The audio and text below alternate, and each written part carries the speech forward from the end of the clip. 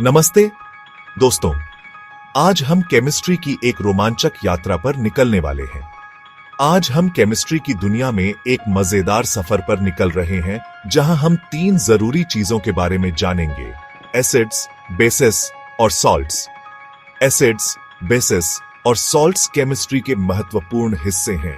ये chemical compounds हमारी रोजमर्रा की जिंदगी में बहुत जरूरी रोल प्ले करते हैं, चाहे वो खाना हो, दवाइयां हो या हमारे आसपास का वातावरण। एसिड्स जैसे कि सिरका, बेसिस जैसे कि बेकिंग सोडा और सॉल्ट्स जैसे कि टेबल सॉल्ट, ये सभी हमारे घरों में आमतौर पर पाए जाते हैं। खाने से लेकर दवाइयों तक और हमारे आसपास के वातावरण में भी ये केमिकल्स हर जगह मौजूद हैं। दवाइयों में एसिड्स और बेसिस का उपयोग होता है और हमारे वातावरण में भी ये महत्वपूर्ण भूमिका निभाते हैं। तो चलिए इस दिलचस्प दुनिया में डुबकी लगाते हैं और एसिड्स, बेसिस और सॉल्ट्स के राज खोलते हैं। हम जानेंगे कि ये केमिकल्स कैसे बनते हैं, कैसे काम करते हैं और कैसे हमारी जिंदगी को प्रभावित करते हैं। इस सफर में हम इन कंपाउंड्स की डेफिनेशन और खासियतों को समझेंगे, उनकी अलग अलग प्रॉपर्टीज देखेंगे और जानेंगे कि उन्हें कैसे पहचाना जा सकता है। एसिड्स खट्टे होते हैं, बेसिस कड़वे होते हैं और सॉल्ट्स का स्वाद नमकीन होता है। हम लिटमस पेपर टेस्ट के बारे में भी जानेंगे, जो हमें बताता है कि कोई पदार्थ एसिडिक है या बेसिक। नीला लिटमस पेपर एसिड में लाल हो जाता है और लाल लिटमस पेपर बेस में नीला हो जाता है। हम पीएच स्केल के बारे में भी जानेंगे, जो हमें बताता है कि कोई चीज कितनी एसिडिक या अल्कलाइन है। पीएच स्केल 0 से 14 तक होता है, जहां 7 न्यूट्रल होता है, 7 से कम एसिडिक और 7 से ज्यादा अल्कलाइन। इतना ही नहीं, हम न्यूट्रलाइजेशन रिएक्शन का जादू भी देखेंगे, जहां एसिड और बेस मिलकर कुछ नया बनाते हैं। जब एसिड और बेस मिलते हैं तो वे एक दूसरे को न्यूट्रलाइज कर देते हैं और सॉल्ट और पानी बनाते हैं। ये रिएक्शन बहुत ही महत्वपूर्ण है और इसे हम अपनी डेली लाइफ में भी देख सकते हैं। जैसे कि जब हम एंटासिड लेते हैं तो वो हमारे पेट के एसिड को न्यूट्रलाइज कर देता है। हम देखेंगे कि ये रिएक्शन हमारी डेली लाइफ में कैसे होते हैं, ब्रश करने जैसे छोटे काम से लेकर हमारे शरीर के अंदर होने वाले कॉम्प्लेक्स प्रोसेसेस तक। जब हम टूथपेस्ट का उपयोग करते हैं तो उसमें मौजूद बेस हमारे मुंह के एसिड को न्यूट्रलाइज कर देता है। हमारे शरीर में भी एसिड्स और बेसिस का महत्वपूर्ण रोल होता है। हमारे पेट में हाइड्रोक्लोरिक एसिड होता है, जो खाने को पचाने में मदद करता है। लेकिन जब ये एसिड ज्यादा हो जाता है तो हमें एसिडिटी हो जाती है। तैयार हो जाइए एसिड्स, बेसिस और सॉल्ट्स के राज खोलने के लिए और जानिए कि ये हमारी दुनिया में कितना जरूरी रोल प्ले करते हैं। ये सफर आपको बहुत कुछ सिखाएगा और आपको आसपास की केमिस्ट्री को समझने की ताकत देगा। हम देखेंगे कि कैसे ये केमिकल्स हमारे रोजमर्रा के कामों में उपयोग होते हैं, जैसे कि खाना बनाना, सफाई करना और पर्सनल केयर प्रोडक्ट्स में। ये केमिकल्स हमारी जिंदगी को आसान और बेहतर बनाते हैं। ये सफर आपको बहुत कुछ सिखाएगा और आपको आसपास की केमिस्ट्री को समझने की ताकत देगा। तो चलिए शुरू करते हैं एसिड्स, बेसिस और सॉल्ट्स की दुनिया का एक्सप्लोरेशन। इस सफर में हम बहुत कुछ नया सीखेंगे और केमिस्ट्री की इस अद्भुत दुनिया का आनंद लेंगे। तो तैयार हो जाइए और चलिए इस रोमांचक यात्रा पर निकलते हैं। एसिड्स और बेसिस 2 तरह के केमिकल कंपाउंड्स होते हैं, जिनकी अपनी अलग अलग प्रॉपर्टीज होती है। एसिड्स जो खट्टे होते हैं, पानी में घुलने पर हाइड्रोजन आयन H+ छोड़ते हैं। ये आयन्स ही एसिड्स को खट्टा बनाते हैं। दूसरी तरफ बेसिस, जिन्हें एल्कली भी कहते हैं, पानी में घुलने पर हाइड्रोक्साइड आयन OH छोड़ते हैं। बेसिस कड़वे होते हैं और छूने में चिकने लगते हैं। सॉल्ट्स, हमारे केमिकल तिकड़ी का तीसरा मेंबर, तब बनता है जब एक एसिड एक बेस के साथ रिएक्ट करता है। इस रिएक्शन को न्यूट्रलाइजेशन कहते हैं, जिससे सॉल्ट और पानी बनता है। सॉल्ट्स ज्यादातर न्यूट्रल होते हैं, मतलब ना ज्यादा एसिडिक ना ज्यादा बेसिक। इन बेसिक बातों को समझना केमिकल्स के बिहेवियर और उनके रिएक्शन को समझने के लिए बहुत जरूरी है। आगे हम एसिड्स, बेसिस और सॉल्ट्स के रियल लाइफ उदाहरण देखेंगे, जिससे हमारी समझ और पक्की होगी। एसिड्स, बेसिस और सॉल्ट्स सिर्फ केमिस्ट्री लैब में ही नहीं होते, ये हमारी रोजमर्रा की जिंदगी का हिस्सा है। ये केमिकल कंपाउंड्स हमारे चारों ओर मौजूद हैं और हम इन्हें हर दिन इस्तेमाल करते हैं, चाहे हमें इसका एहसास हो या ना हो। खाने से लेकर इस्तेमाल की जाने वाली चीजों तक हम इन केमिकल कंपाउंड्स से कई तरह से रूबरू होते हैं। हमारे किचन में, बाथरूम में और यहाँ तक कि हमारे बगीचे में भी ये केमिकल्स हर जगह हैं। चलिए एसिड्स से शुरू करते हैं। एसिड्स वो केमिकल्स होते हैं जो खट्टे होते हैं और जिनका पीएच लेवल 7 से कम होता है। नींबू और संतरे जैसे खट्टे फलों के बारे में सोचिए। ये फल सिट्रिक एसिड से भरपूर होते हैं जो इन्हें उनका खट्टा स्वाद देता है। उनका खट्टापन सिट्रिक एसिड की वजह से होता है।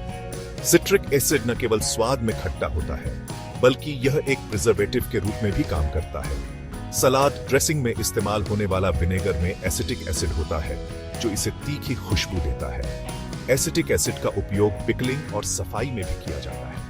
कोल्ड ड्रिंक्स में बुलबुले कार्बोनिक एसिड की वजह से होते हैं। कार्बोनिक एसिड पानी और कार्बन डाइऑक्साइड के रिएक्शन से बनता है। अब बेसिस की बात करते हैं। बेसिस वो केमिकल्स होते हैं जो कड़वे होते हैं और जिनका पीएच लेवल 7 से ज्यादा होता है।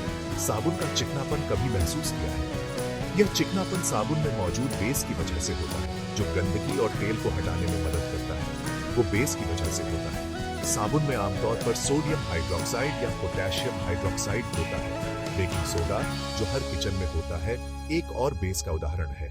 इसका केमिकल नाम सोडियम बाइकार्बोनेट है और यह बेकिंग में एक लीवनिंग एजेंट के रूप में काम करता है। पेट की जलन कम करने वाली एंटासिड्स में मैग्नीशियम हाइड्रोक्साइड या एल्यूमिनियम हाइड्रोक्साइड जैसे बेसिस होते हैं जो पेट के ज्यादा एसिड को न्यूट्रलाइज करते हैं। ये बेसिस एसिडिटी को कम करने में बहुत प्रभावी होते हैं। आखिर में सॉल्ट्स भी हमारे चारों तरफ होते हैं। सॉल्ट्स वो केमिकल कंपाउंड्स होते हैं जो एसिड और बेस के रिएक्शन से बनते हैं। टेबल सॉल्ट सबसे कॉमन उदाहरण सोडियम क्लोराइड है। यह हमारे खाने का स्वाद बढ़ाने के लिए इस्तेमाल होता है। बेकिंग सोडा जिसे हमने बेस बताया था एसिड के साथ रिएक्ट करके सॉल्ट की तरह भी काम कर सकता है। ये रिएक्शन कार्बन डाइऑक्साइड गैस छोड़ता है जो बेकिंग में बुलबुले बनाता है। कई सफाई के प्रोडक्ट्स में भी सॉल्ट्स होते हैं जैसे सोडियम कार्बोनेट जो गंदगी साफ करने में मदद करता है। सोडियम कार्बोनेट एक प्रभावी क्लीनिंग एजेंट है जो ग्रीस और दाग को हटाने में मदद करता है। जैसा कि हम देख सकते हैं एसिड्स, बेसेस और सॉल्ट्स सिर्फ केमिकल नाम नहीं है, ये हमारी डेली लाइफ का हिस्सा है। ये केमिकल्स हमारे जीवन को आसान और बेहतर बनाते हैं। इनकी प्रॉपर्टीज और ये कैसे रिएक्ट करते हैं ये समझना हमारे इस्तेमाल की जाने वाली चीजों और खाने के बारे में सही चुनाव करने के लिए जरूरी है। इन केमिकल्स के बारे में जानकारी हमें सुरक्षित और स्वस्थ रहने में मदद करती है। अब जब हम एसिड्स, बेसेस और सॉल्ट से परिचित हो गए हैं तो चलिए देखते हैं कि हम इनकी ताकत कैसे नापते हैं। एसिड्स और बेसेस की ताकत को मापने के लिए वैज्ञानिकों ने एक बहुत ही उपयोगी टूल विकसित किया है जिसे पीएच स्केल कहते हैं।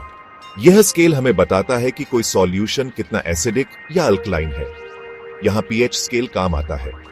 पीएच स्केल का उपयोग करके हम आसानी से किसी भी सॉल्यूशन की एसिडिटी या अल्कैलिनिटी को माप सकते हैं। यह स्केल 0 से 14 तक होता है जिसमें हर नंबर का अपना महत्व है।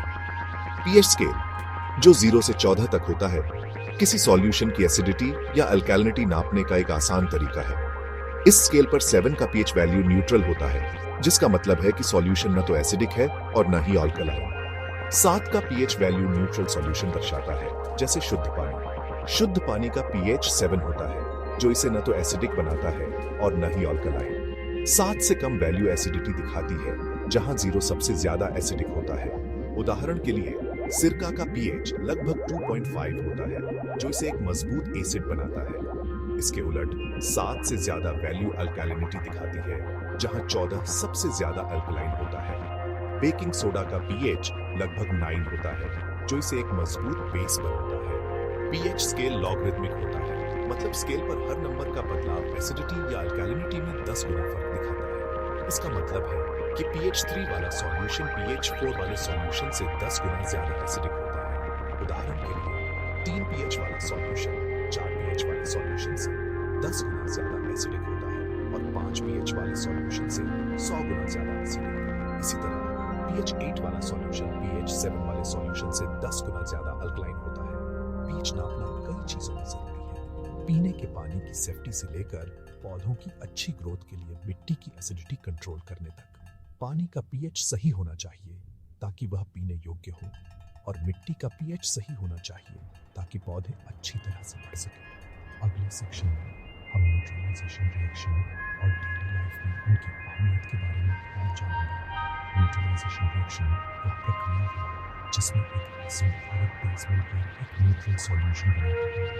रिएक्शन हमारे दैनिक जीवन में कई जगहों पर उपयोगी होता है, जैसे कि एसिडिटी को कम करने के लिए एंटासिड्स का उपयोग,